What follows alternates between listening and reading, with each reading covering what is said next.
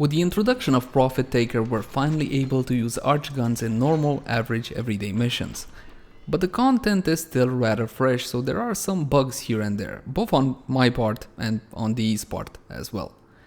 Hey guys, hello and welcome back. As always, my name is Leyzar, and today we're going to be diving deeper into this Mastery Rank 2 arch gun, the Fluctus. I'm going to be covering a normal, average, everyday build, something anybody can build. But I'm also going to be giving you some additional details on arch guns in general. That said, my builds and guides take a new player-friendly approach, simply because there's a lot of info here and I want anybody watching to understand how the weapon functions and how it should be built. So if you're a veteran of the game and you already know most of this stuff, please bear with me. I'm also going to be limiting myself to the atmosphere mode, that is the on the ground mode, since I don't really care that much about Arcwing. So with that out of the way, let's jump into the Fluctus. Let's begin by quickly taking a look at how the weapon handles without any mods equipped, and for that we're simply going to be taking a couple of free shots. The best part of the Fluctus is the way the projectile handles and the way it performs. Take a look at that. It has infinite punch through on a 50-meter range. Now the wiki might say that it has 450 meters worth of range, but as you can see that is clearly not the case, and from my testing you're looking at 50 meters worth of range on the projectile. It is so super wide, you're going to be able to clear entire rooms with this one. And again, that is the best part to the Fluctus. And this would be maximum fire rate. Take a look. You got 40 shots in a magazine, then you're looking at a pretty lengthy reload of 3 seconds. And that's pretty much it. Let's jump into stats to see precisely what we're dealing with. In order to do that, you got to go to select mode, vehicles. There is a bug currently affecting the stat screen, not only in the simulacrum but in your orbiter and pretty much everywhere. If you have the same weapon in your Arcwing loadout as in your heavy weapons loadout, it kind of picks up both of the sets of mods, but again this is only a visual bug. It won't actually affect the damage or the critical chance or any of the stats that the weapon have. Now take a look at the stats of the Fluctus in Arcwing mode. 15% critical chance with a 10% status chance, and the damage as well. If you move on to the heavy weapon, you will see that the stats get increased. That is not the bug. No, that is because all these weapons have a atmosphere mode, and in atmosphere mode, as in when you call them down from the sky and use them on the ground, will have different stats as to those in Arcwing mode. So bear that one in mind. So let's take a look at them stats. My weapon has been formatted a total of 2 times, and to be honest, that is all you really need right now for the Fluctus. Bear in mind that these heavy guns or Arcwing guns or arch guns don't have ribbons at the current time. However, the developer did state that they will introduce ribbons for arch guns in the future. So there you go. It comes by default with a minus or a naramon, and I would suggest you guys simply add 2 V's or mod rise symbols to the weapon. Accuracy of 100, it doesn't really matter considering the way the projectile travels and how big it is. Critical chance of 22%, which is decent, and a decent critical multiplier of 2.0x. Fire rate of 5 or magazine of 40, and that lengthy reload of 3 seconds. And you saw that the total ammo of the weapon is 200. We're going to talk more about that just a tad later. Status chance of 16%, which is a bit on the low side, and the weapon is semi, so you're gonna have to mash the crap out of your button or perhaps use a macro for rapid fire. Link in the cards right now if you want to know if macros are okay and all whatnot. Impact, puncture, and slash. We got the whole shebang on this one, but doesn't really matter all that much in terms of what we have, considering the status chance is a bit low at 16%. Now slash is highest, but again, with that 16% status chance, you're simply not gonna get a whole lot of slashes out of the Fluctus. So let's start building the weapon. I already have a build for it, and many of these mods might seem a bit off, weird, new to you, because again, who really plays Arcwing? We do, now that we can use them in everyday missions. The damage mod is called Rubedo Line Barrel, is 100% extra damage. The multi-shot mod is called Dual Round, 60% multi-shot. Critical chance mod is called Parallax Scope with 100% critical chance, and the critical damage is called Hollowed Bullets with 80% critical damage. Now, if you were to glance at these values, you will see that they're a lot lower than what we get on our primary weapons. Hell, they're a lot lower than what we get on our secondary weapons, but you will see that the Fluctus is able to clear house with no issue at all. Other mods that we have here, we got 290 mods in the form of electricity and heat with combustion rounds and electrified barrel. Now, this setup I usually take on the spider crab hunt and all whatnot, because for those joints, for those legs which get deleted really quick anyway. You should ideally be using radiation damage, but again, those joints aren't really a problem. They get destroyed really quickly. As for this one is ammo chain, 100% ammo maximum, and what you can be doing for the best results in the following test, since we are going to be shooting corrupted heavy gunner, is of course built depending on your situation. I'm going to be shooting corrupted heavy gunner. These guys are equipped with ferrite armor, and ferrite armor is weak to corrosive damage.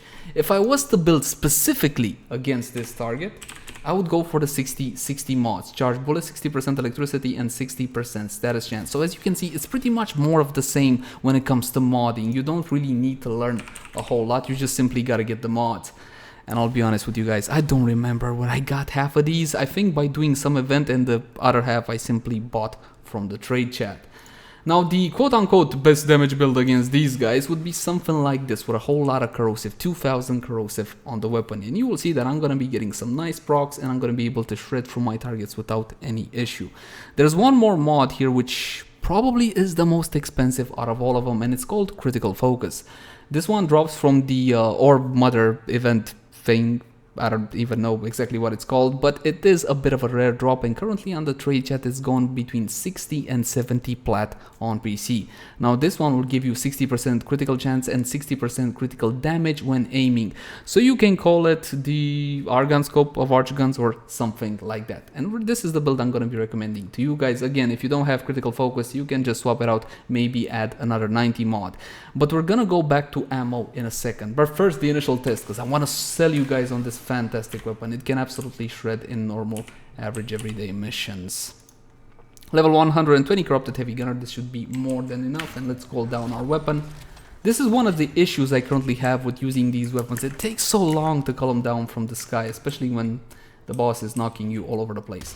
We're just gonna aim down the middle, because of course, because of the projectile, we're gonna be able to hit all of these enemies without much trouble. And you will see that all that is left is pretty much a graveyard of Grenier units. The weapon can absolutely annihilate AoE fashion, and that to me is absolutely fantastic, considering that the weapon is Mastery Rank 2. Yes, you can actually use this fantastic weapon at MR2. So this happens sometimes. I made a mistake. Unfortunately, you will not be able to use this weapon at MR2, even though you can build it at MR2, even though you can mod it, upgrade it, and all whatnot. The problem is you're gonna need this thing, the Arch Gun Deployer. And in order to get the Arch Gun Deployer, you gotta go through the Profit Taker quest. And you also gotta be max standing with Solaris United. So unfortunately, you're not really gonna be fully able to get it at MR2. I'm sorry about that, guys. I'm only human, after all. But you see the problem with it. My ammo is going down pretty quickly, and nobody will drop ammo, heavy ammo, which you need for this gun, outside of some special corpus units during the orb fight on Orvalis. So there is that. Look, for example, I can stand over this ammo thing, and I'm still not getting my ammo back.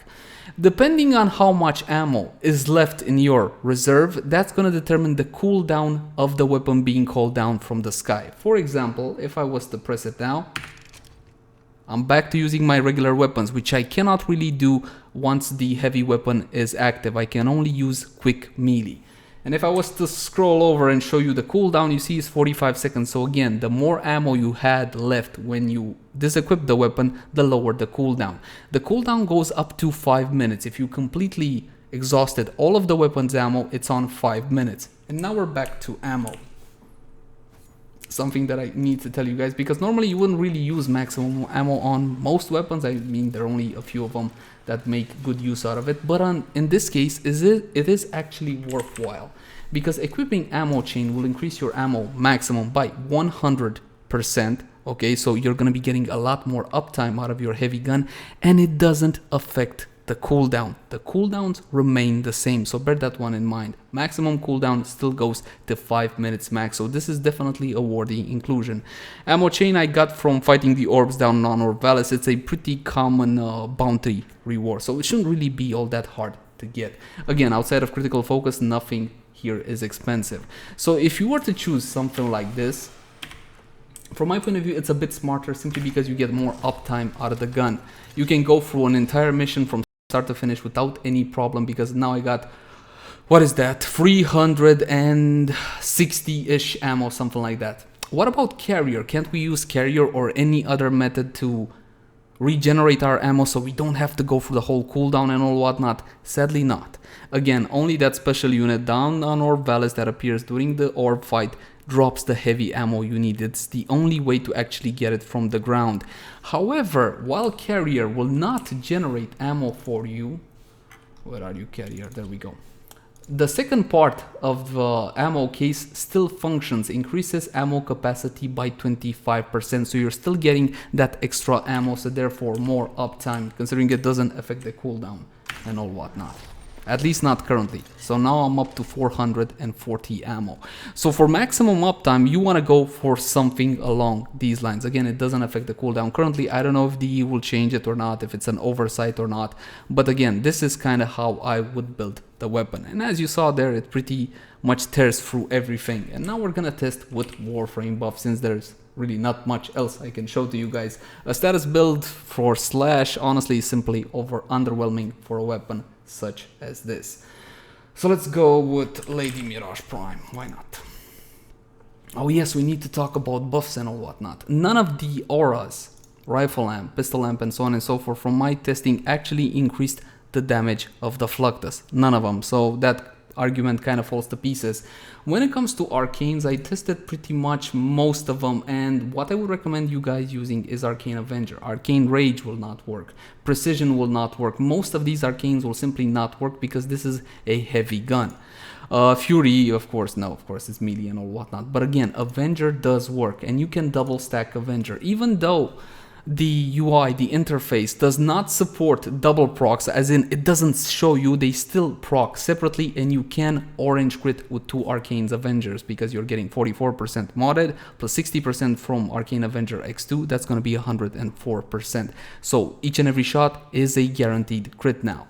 When it comes to modding your weapons, there's simply not a lot of Archwing mods, Arch gun mods currently available, so the builds are pretty straightforward. You can't really go wrong with something like that. So let's spawn in Corrupted Heavy Gunners again. We're gonna unpause the AI and we're gonna call down our fantastic Arch gun. And of course, Mirage's free ability and her first ability for a massive damage increase, as well as the clones. Arcane Avenger proc. You see, I'm only getting 1 instance of Arcane Avenger there, though you will see that Mirage is gonna be able to orange crit these guys. Take a look. Capable of my favorite magic trick of now you see them, now you don't. This is a fantastic weapon, honestly. Considering you're getting it at MR2, that is mind-blowing. The way you build this weapon is simply by getting parts from different syndicates, so it's not really all that hard. But however, you will have to plug a catalyst into it, and only after you plug a catalyst into it, you're going to be able to use the Garvimag. The Garvimag is what allows us to use it on the ground, so bear that one in mind. So if you want to craft it, well, if you're MR2, I doubt you're going to be going down to Orb Vallis and doing the quest, right? To get access to Garvimag, first you gotta head down to Orb Vallis and do the Profit Taker quest line. You get 1 Garvimag for free, and then you can buy the blueprint from your clan dojo. I believe it is in the Tenno lab. Yes, I think, yeah, the Tenno lab. It costs a bunch of resources to actually make a Garvimag, and it takes you a single day because DE just updated the stats and all whatnot. It takes you a day to make it, and you can also rush it for Templat or something like that. But just keep in mind, into actions, plug in the catalyst first, and then plug in the Garvimag. And that's it. As always, my name is Leyzar. Thank you guys so much for watching. Like, favorite, share, and subscribe if you enjoyed the content. If you have any feedback for me, then by all means, leave it in the comment section down below. Also, in the comment section down below, if you have any weapon review suggestions. I can't exactly guarantee you that it will be done by next time, but I will be reading for each and every comment. Until next time, my friends. Bye-bye.